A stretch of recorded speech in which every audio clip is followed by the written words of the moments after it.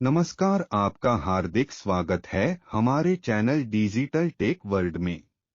दोस्तों, आज हम आपको बताएंगे कि मनुष्य को अपने कर्मों का फल कैसे मिलता है।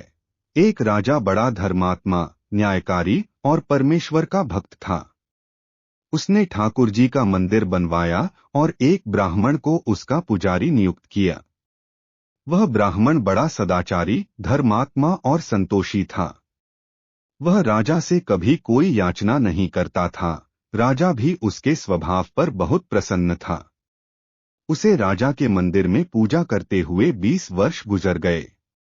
उसने कभी भी राजा से किसी प्रकार का कोई प्रश्न नहीं किया।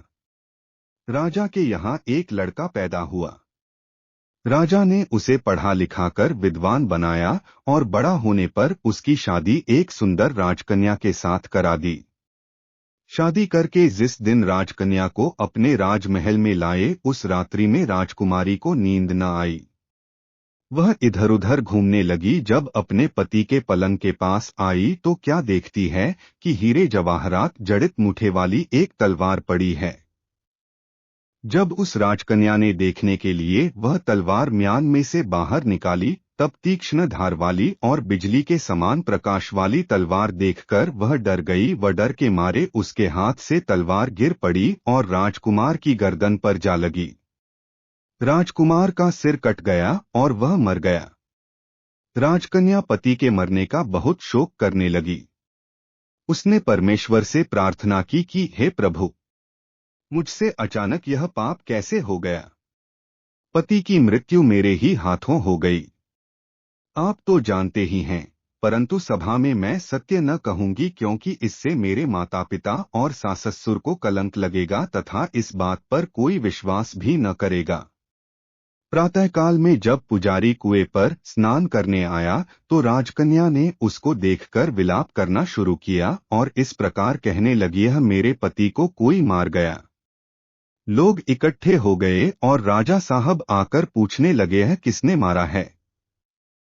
वह कहने लगी, यह मैं जानती तो नहीं कि कौन था, परंतु उसे ठाकुर जी के मंदिर में जाते देखा था। राजा समेत सब लोग ठाकुर जी के मंदिर में आए तो ब्राह्मण को पूजा करते हुए देखा। उन्होंने उसको पकड़ लिया और पूछा, है तूने राजकुमार को क्यों मारा। ब्राह्मण ने कहा, मैंने राजकुमार को नहीं मारा। मैंने तो उनका राजमहल भी नहीं देखा है। इसमें ईश्वर साक्षी हैं। बिना देखे किसी पर अपराध का दोष लगाना ठीक नहीं। ब्राह्मण की तो कोई बात ही नहीं सुनता था। कोई कुछ कहता था तो कोई कुछ। राजा के दिल में बार बार विचार आता था कि यह ब्राह्मण निर्दोष है, परंतु बहुतों के कहने पर राजा ने ब्राह्मण से कहा, है मैं तुम्हें प्राणदंड तो नहीं देता, लेकिन जिस हाथ से तुमने मेरे पुत्र को तलवार से मारा है, तेरा वह हाथ काटने का आदेश देता हूँ। ऐसा कहकर राजा ने उसका हाथ कटवा दिया। इस पर ब्राह्मण बड़ा दुखी हुआ और राजा को अधर्मी जान उस देश को छोड़कर चला गया। वहां वह खोज करने लगा कि कोई विद्वान ज्योतिषी मिले तो बिना किसी अपराध हाथ कटने का कारण उससे पूछूं। किसी ने उसे बताया कि काशी में एक विद्वान ज्योतिषी रहते हैं। तब वह उनके घर पर पहुंचा। ज्योतिषी कहीं बाहर गए थे। उसने उनकी धर्मपत्नी से पूछा, माताजी, आपके पति ज्योतिषी जी महाराज कहाँ गए हैं। तब उस स्त्री ने अपने मुख से अयोग्य असह्य दुर्वचन कहे, जिनको सुनकर वह ब्राह्मण हैरान हुआ और मन ही मन कहने लगा कि मैं तो अपना हाथ कटने का कारण पूछने आया था, परंतु अब इनका ही हाल पहले पूछूंगा। इतने में ज्योतिषी आ गए। घर में प्रवेश करते ही ब्राह्मणी ने अनेक दुर्वचन कहकर उनका तिरस्कार किया, परंतु ज्योतिषी जी चुप रहे और अपनी स्त्री को कुछ भी नहीं कहा। तदनंतर वे अपनी गद्दी पर आ बैठे। ब्राह्मण को देखकर ज्योतिषी ने उनसे कहा, है कहिए ब्राह्मण देवता, कैसे आना हुआ। आया तो था अपने बारे में पूछने के लिए, परंतु पहले आप अपना हाल बताइए कि आपकी पत्नी अपनी जुबान से आपका इतना तिरस्कार क्यों करती है, जो किसी से भी नहीं सहा जाता और आप सहन कर लेते हैं, इसका कारण है। यह मेरी स्त्री नहीं, मेरा कर्म है। दुनिया में जिसको भी देखते हो अर्थात भाई, पुत्र, शिष्य, पिता, गुरु, संबंधी, जो कुछ भी है, सब अपना कर्म ही है।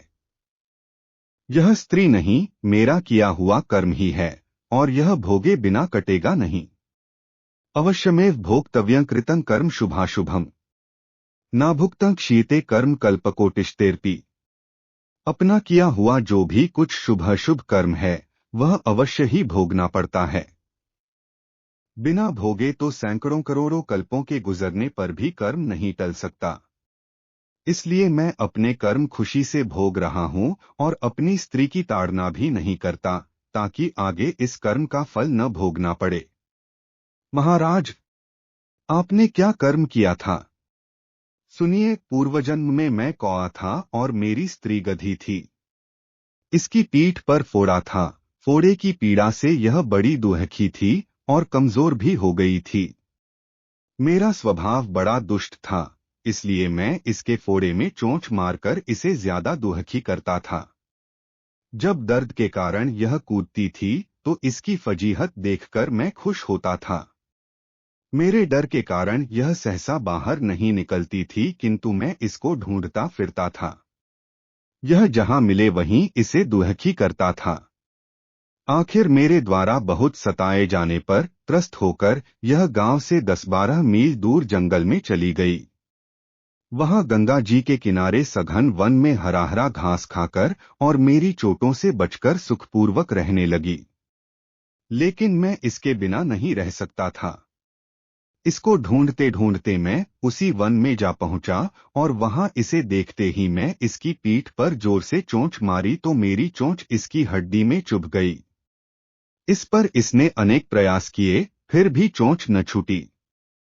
मैंने भी चोंच निकालने का बड़ा प्रयत्न किया मगर न निकली। पानी के भय से ही यह दुष्ट मुझे छोड़ेगा, ऐसा सोचकर यह गंगाजी में प्रवेश कर गई, परंतु वहां भी मैं अपनी चोंच निकाल न पाया। आखिर में यह बड़े प्रवाह में प्रवेश कर गई। गंगा का प्रवाह तेज होने के कारण हम दोनों बह गए और बीच में ही मर गए।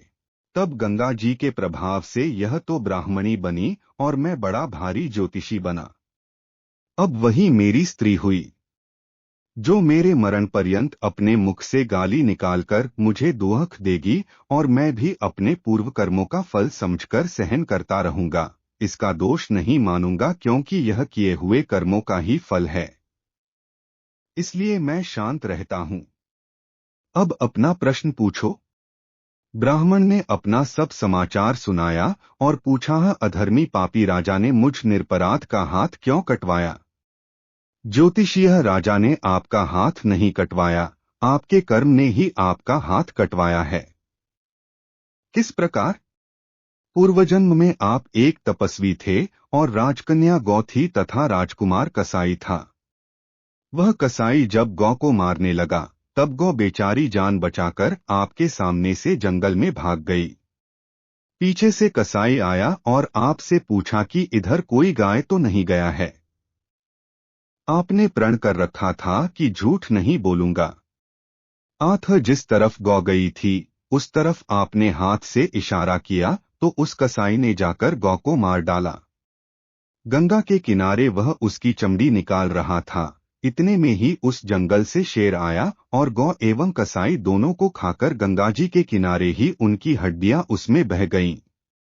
गंगाजी के प्रताप से कसाई को राजकुमार और गौ को राजकन्या का जन्म मिला एवं पूर्वजन्म के किए हुए उस कर्म ने एक रात्रि के लिए उन दोनों को इकट्ठा किया। क्योंकि कसाई ने गौ को हंसिए से मारा था, इसी कारण राजकन्या के हाथों अनायास ही तलवार गिरने से राजकुमार का सिर कट गया और वह मर गया। इस तरह अपना फल देकर कर्म निवृत्त हो गया। तुमने जो हाथ का इशारा रूप कर्म किया था, उस पाप कर्म ने तुम्हारा हाथ कटवा दिया है। इसमें तुम्हारा ही दोष है, किसी अन्य का नहीं। ऐसा निश्चय कर सुखपूर्वक रहो।